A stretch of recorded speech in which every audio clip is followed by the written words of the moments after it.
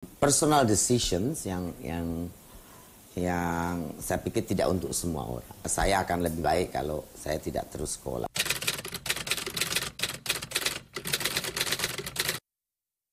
Jangan sampai kita ekspor semua, Indonesia tidak. Kan kita juga target makan ikan sampai 50 kilo nanti tahun 2019.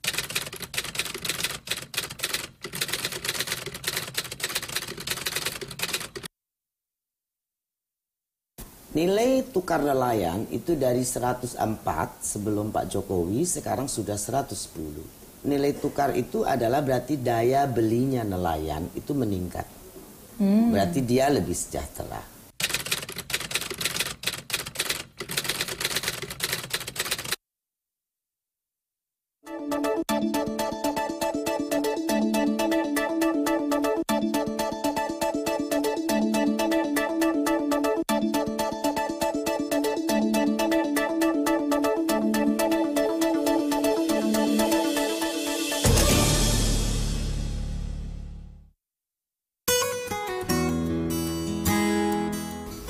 Wanita yang akan saya ajak berbincang kali ini adalah sosok yang ramai dibicarakan oleh publik di Indonesia ketika ia didaulat menjadi Menteri Kelautan dan Perikanan dalam Kabinet Kerja 2014-2019 oleh Presiden Joko Widodo. Selain terlihat nyentrik dan kontroversial, ia juga punya banyak pengalaman dalam bidang maritim. Serta ia pun berasal dari kalangan profesional sehingga Presiden memilihnya. Cara bicaranya yang tegas dan ceplas-ceplos, seringkali para media terlihat sangat akrab dengan dirinya. Di bawah tangan dinginnya pula kementerian yang dipimpinnya sontak menjadi kementerian yang paling menghasilkan komoditas cukup tinggi. Beliau adalah Susi Pujiastuti.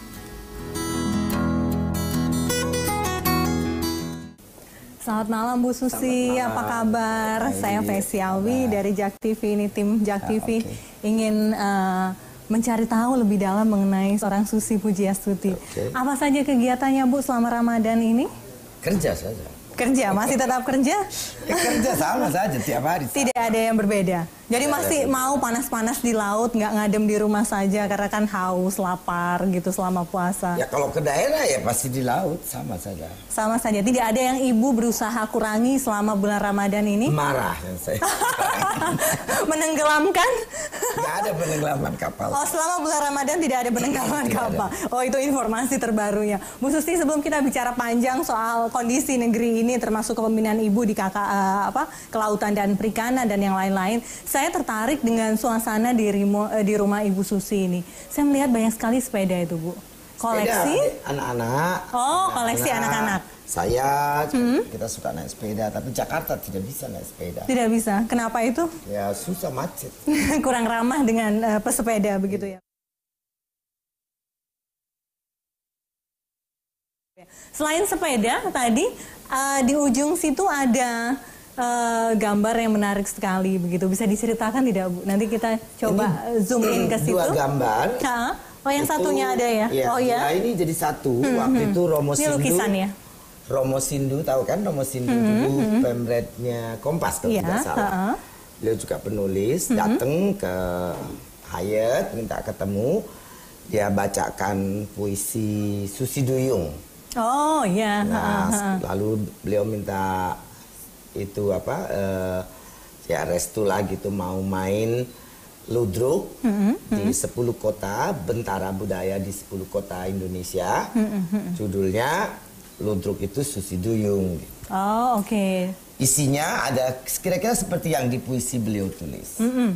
Dan akhirnya hasilnya adalah 2 lukisan itu juga. Ya, lukisan ini dibawa sama beliau itu ditempel pada saat pementasan ludruk Susi Duyung itu. Berarti Ibu memiliki lukisan ini jauh sebelum itu ya. Bisa diceritakan tidak nilai histori dari lukisan ini, kedua lukisan ini? Ini ada puisi, sangat kaitannya dengan laut ya? Dari puisi Susi Duyung itu, kalau you ada di internet, cari puisinya Romo Sindunata, itu Susi Duyung itu isinya tentang setelah ditembaknya kapal-kapal maling itu, Iya. ikan kemudian banyak berdatangan. Dan waktu itu saya baru 1,5 bulan jadi menteri. Jadi lukisan ini sangat bernilai sekali buat Ibu ya, karena ini Nah berkaitan juga dengan saya apa? pikir karena ini ada kaitannya dengan saya bilang setelah selesai keliling, Oh, iya. saya minta untuk saya lukisannya. Gitu. Oke, menarik sekali lukisannya, apalagi besar begitu. Selain 2 lukisan ini, yang menarik buat saya adalah deretan foto-foto ini, Bu. Bisa diceritakan ini siapa saja sih? Anak-anak. Anak-anak ini ya? Ada 3 ya, Bu ya? Seluruh ya beberapa tahapan usia mereka ada. Ini Nadine sama Alvi. Sekarang Nadine sudah 24 tahun. Alvi sudah 17 tahun. Dan itu yang besar almarhum anak saya yang pertama. Ini waktu dia masih muda. Dan ada anaknya juga ya, Bu ya? Ada cucu Ibu? Ini Alvi kecil.